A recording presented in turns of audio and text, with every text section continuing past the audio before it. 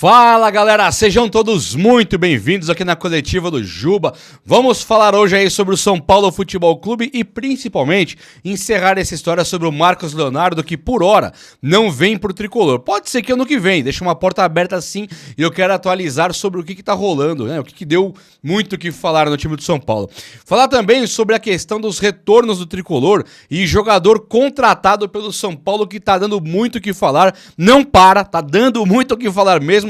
E eu acho que o São Paulo ele vai ter uma mudança drástica, uma mudança bastante radical agora ali no time, uma mudança gigantesca que muitos me perguntam, Juba, mas cadê a mudança gigantesca? A mudança gigantesca ela vai vir e agora, hein? E eu quero conversar com vocês sobre isso e acho que muitos vão concordar, mas comenta aí também, pode comentar. Meus amigos, olha só.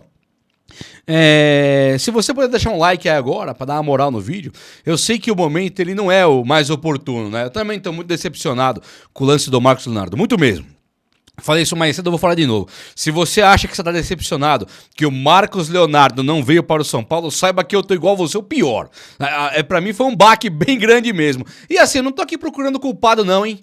Tô aqui procurando culpado não, a culpa é da imprensa, o fulano de tal que noticiou, cortina de fumaça, tá. Acho que o São Paulo tentou, acho que o Marcos Leonardo principalmente tentou muito, acho que o Petros tentou, uma tentativa muito válida e sobretudo, respeitosa ao São Paulo. Pra nós, fica a decepção, mas assim, não é uma terra arrasada, o São Paulo não acabou, o mundo não acabou.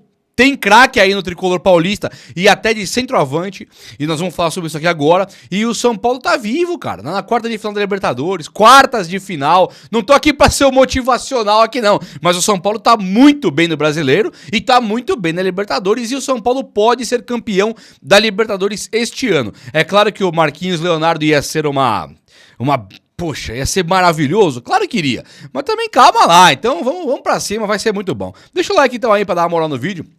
Nesse momento tão conturbado, né, de notícias, mas que tá bom, o São Paulo tá bom.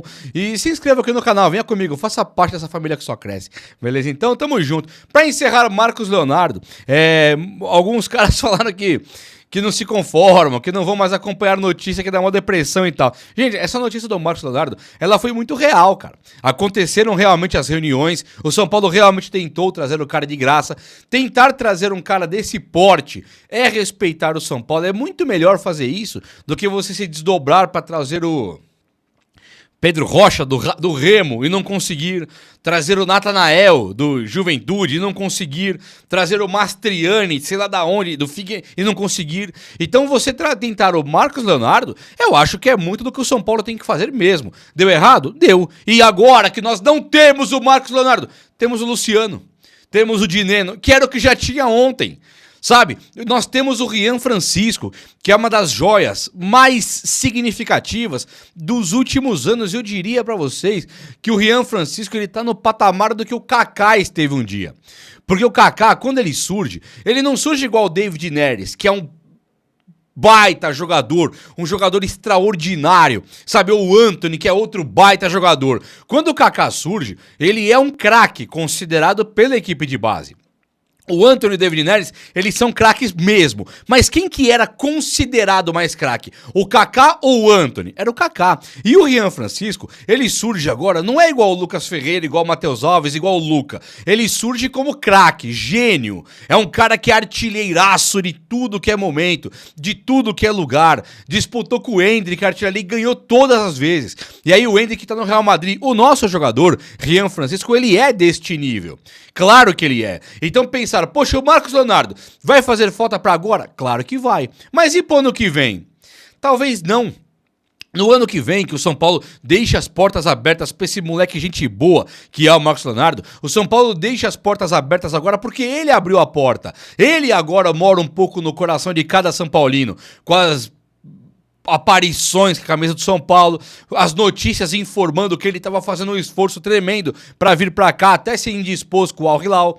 Então é um cara que torna-se gigantesco diante dos nossos olhos, né? Só que para amanhã, 2026, o Rian Francisco voltando, o São Paulo tem que dar moral para esse moleque. É claro que vem do Júlio Casares, Belmonte, a gente olha e fala, poxa, vai colocar o Rian Francisco para jogar. Ele faz 2 gols ali titular do São Paulo, vendeu. Lógico, ninguém é besta de achar que um cara desse nível, se ele conseguir manter o nível, que ele vai ficar no São Paulo. Mas nós temos um cracaço. E ainda temos o retorno do Caleri, que ano que vem estará certamente em campo. E é o nosso ídolo, né? É um jogador que dá conta do recado. Então eu acho que o São Paulo tem time, tem muito time. E hoje, nessa terra arrasada que estão querendo colocar, o São Paulo acabou, Marcos Leonardo não veio. Nesse mundo, eu vi gente colocando Balotelli aí que tá disponível, cara. Balotelli é um absurdo. Isso é bizarro. Isso é ridículo, Balotelli. Agora, pensar no Marcos Leonardo, pro ano que vem, para o futuro, vamos pra agora. O que sobrou? Sobrou o Luciano. Sobrou o Ferreirinha. Cara, Luciano, um dos jogadores mais decisivos do São Paulo e um dos maiores artilheiros do São Paulo da atualidade. É um baita jogador o Luciano. E o Ferreirinha, eu acho que o Crespo, ele tem que aprender a usar o Ferreirinha. Se você me disser assim, o Crespo sabe montar zaga, porra, excelente, maravilhoso. Sai o Arboleda entre o Sabino, você mal sente falta. Porque ele pega o Sabino e coloca no nível do Arboleda, que nunca foi, né? Agora está sendo, porque o Crespo sabe montar um sistema defensivo. O Rafael vive, acho que, o melhor momento da vida dele. Agora, no São Paulo, ele sempre veio bem, né? Agora ele tá extraordinário com o Crespo. Você pega ali laterais como o Cedric e Enzo, estão dando conta do recado e todo mundo vê que eles não são do nível, talvez, do Wendel, né? Cedric e Enzo Dias, eles não são do nível do Wendel, por exemplo. Então, vindo o Wendel agora e também o menino lá, o Mailton, é claro que o São Paulo ele vai ter muito agora, mas muito a melhorar. E são alas ofensivos, tanto o Wendel quanto o Mailton. O São Paulo, então, ele tem uma mudança gigante que está para vir por aí. Também com o Lucas Moura voltando agora. Então falar assim, poxa, o Marcos Leonardo deu errado, acabou o São Paulo. Calma aí também, né? O São Paulo chegou nas quartas de final da Libertadores jogando mal, mas muito mal mesmo, na Copa do Brasil com o Atlético Paranaense e também nessa Libertadores contra o Atlético Nacional. Para mim o São Paulo jogou mal os dois jogos e ainda conseguiu a classificação. Pega a LDU agora, faltam 3 confrontos, 3 times para ganhar e acabar campeão da Libertadores e jogando o Mundial. Então não falta muito. Acha que o São Paulo ele tem obrigação, sim, para mim obrigação de passar da LDU, mesmo sem ter o Marcos Leonardo, que não veio. Paciência, o cara não veio, não é nosso. Nós temos que ganhar da LDU, até porque a LDU não tem também o Marcos Leonardo. Já parou pra pensar nisso? O Botafogo aí, que é um time que a LDU eliminou, não tem o Marcos Leonardo, nem um Lucas Moura, nem talvez um Luciano.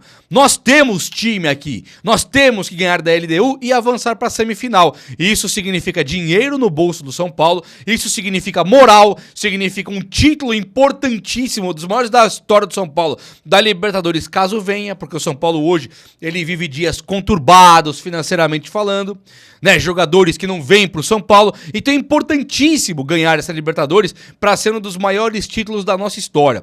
E o São Paulo tem plenas condições, apesar do Marcos Leonardo não vir. Quem vem pro São Paulo, quem chegou já, é o Mailton, tá pedindo, que eu vou falar um pouquinho sobre esses dois rapazes agora, e também o Emiliano Rigoni, que chega no São Paulo no momento interessantíssimo e vai dar o que falar essa contratação do Rigoni. Vem comigo, chega aqui, vem cá, chega aí.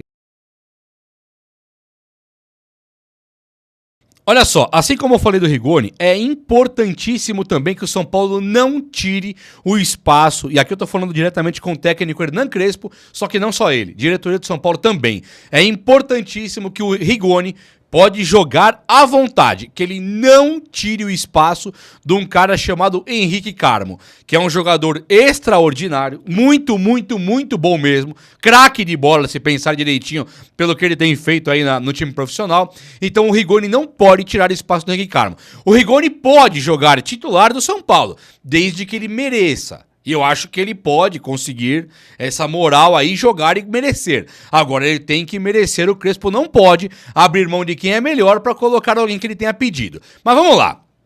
O Henrique Carmo, ele é um craque, assim como o Rian Francisco. O Rian, mais pompa, né? Mais nome. O Henrique Carmo, na bola, em campo, tá jogando muito. Tá lindo de ver. Então tomara que ele não ofusque o espaço do Henrique Carmo. Quando o Rigoni é contratado, e já está no bid, inclusive, isso aqui é informação, já está no bid, nenhum torcedor São Paulino estava muito preocupado. Que, o Rigoni vai ganhar 400 conto por mês e não sei o que, o Crespo pediu. Ninguém estava preocupado com isso. As preocupações eram, Rigoni não faz gol há muito tempo, 4 gols em 4 anos, 6 gols em 4... É muito pouco, realmente. Só que ele é um cara que no São Paulo pode dar a volta por cima. Mas o grande problema não era ele dar a volta por cima ou não. Ele veio de graça. Não é dar a volta por cima ou não o ponto. O ponto é, ele vai tirar o espaço do Henrique Carmo, do Luca. Esse é o grande ponto. Essa é a grande charada que tomara que o Crespo consiga dar a volta por cima aí. Mas o Rigoni chegou e ele pode sim ser um grande jogador no São Paulo ainda. Hoje, o São Paulo conta com o Luciano de centroavante, que não é centroavante de ofício, né? Eu acho que é. Eu acho que ele de centroavante joga muita bola. Até porque para ser segundo atacante, o Luciano ele não tem a velocidade devida. Ele tem que jogar perto da área. Se o Luciano tiver que dar 4 toques na bola para fazer um gol, eu acho que falta velocidade e drible também. Ele não tem o drible como característica principal e nem a velocidade. O que ele tem?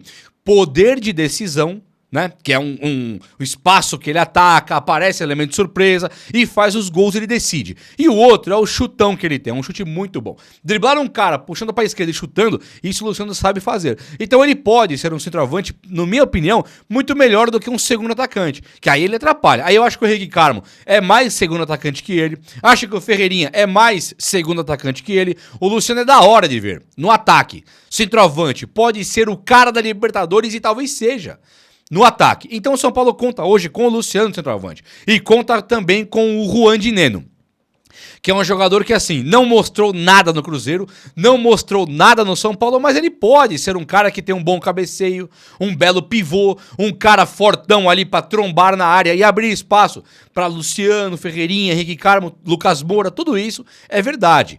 Então o São Paulo já conta com 2. E conta também com o Tapia, que eu não vejo como um centroavante, mas pode ser um cara ali para puxar contra-ataque e usar força e velocidade também. Eu acho que o ponto crucial aqui para analisar o Rigoni é: o Rigoni pode ser um centroavante, a gente chama de falso 9, né? Que é um cara que não é camisa 9, mas ele tem um bom cabeceio, ele tem um bom arremate, chuta bem com as 2 pernas e ele tem uma boa velocidade também. Se você coloca o Luciano junto com o Rigoni no ataque, dá mais certo, porque aí não é o Caleri que é lento, Luciano que é lento jogando juntos. André Silva que é lento, Luciano que é lento jogando juntos. Dineno que é lento, Luciano que é lento jogando juntos. Não é mais assim. O Rigoni é rápido. Então o Luciano e Rigoni no ataque, os dois fazendo vai e volta, o elemento de surpresa, mais ou menos como o próprio Crespo tenta centralizar o Ferreirinha. Você percebe isso? O Crespo colocou o Rigoni na Libertadores passada contra o Racing. Libertadores, Sul-Americano, não lembro agora. Contra o Racing, ele colocou Marquinhos e Rigoni. Ganhamos de 3-1 dos caras. E teve gol do Marquinhos, teve gol do Rigoni. Foi lindo de ver. Por quê? Porque ele centralizou os dois e os dois corriam bem. Agora você pensa que o Ferreirinha não está brilhando com o Crespo. Por quê? Porque ele joga de segundo atacante. O Crespo centraliza eles. O Crespo, como tem 2 alas e um sistema de 3 zagueiros, ele não usa ponta. Você pode perceber, nunca vimos o Luca com o Crespo. Raramente vimos o Lucas Ferreira com o Crespo. Não estamos vendo o Ferreirinha jogar bem com o Crespo. E o Henrique Carmo, ele é banco e tem entrado aos 38. O Crespo não usa ponta. Então o Crespo tenta centralizar o Ferreirinha. Pelo Ferreirinha ter mais nome no São Paulo, ele tá jogando, porém, ficando no banco de reservas e jogando de maneira irreconhecível, não tem a ponta para ele correr e driblar, tem que ser centralizado. Então o Rigoni chegar agora, ele é um cara que o Crespo saberia utilizar melhor. Não é à toa que o Rigoni ele conseguiu jogar mais e brilhar muito mais na carreira jogando com o técnico Crespo. O Crespo sabe usar esse atacante que é um falso 9, jogando centralizado, e um cara que corre bem e dribla bem. Então o Rigoni ele tem tudo agora para dar a volta por cima, mais do que o Dineno. Mais do que talvez, não sei, talvez o Ferreirinha. O Crespo, o que eu enxergo é que ele teria que aprender a usar Ferreirinha, Henrique Carmo. Se o Crespo soubesse usar, deixar o cara correr pela ponta, deixar o cara usar o drible como a sua principal característica, a sua principal arma, e aí ele usando um ponta que dribla para abrir espaço para um centroavante, seria para mim o ideal. Só que o Crespo não tem demonstrado que ele tem essa versatilidade. O Crespo é monstro. Zaga, laterais, meio, total. No ataque, ele precisa centralizar 2 caras. Isso é histórico do Crespo e aparentemente perdura. Com o Lucas Moura voltando agora na Libertadores, Luciano no ataque garantido mais do que nunca como camisa 9, tem só que achar esse terceiro atacante. E aí sobram opções. O Lucas sendo unânime, né? Como meio campista, meio atacante. Aí pode colocar o Lucas mais avançado com o Rodriguinho, que vive dias ótimos. Tira o Rodriguinho, coloca o Lucas ali. Aí tem Ferreirinha, Henrique Carmo e agora até mesmo o Rigoni. Meus amigos, o time tá montado. Na zaga, Arboleda voltando e Tolói chegando, nós temos muitos zagueiros. Lateral esquerdo, Wendel voltando e Mailton chegando, temos muitos laterais. Meio campo com Alisson, Pablo Maia, Bobadilha e Marcos Antônio, temos muitos volantes. Só falta realmente o Crespo acertar esse ataque e vai dar super certo. Marcos Leonardo, seria maravilhoso? Seria. Não deu certo? Tudo bem, dá pra ganhar assim mesmo. É ou não é? O vídeo de hoje foi esse. Eu espero que você tenha gostado. E se você gostou, chega nesse likeão aí. Tamo junto. Um abraço, meus amigos. Até a próxima. Valeu!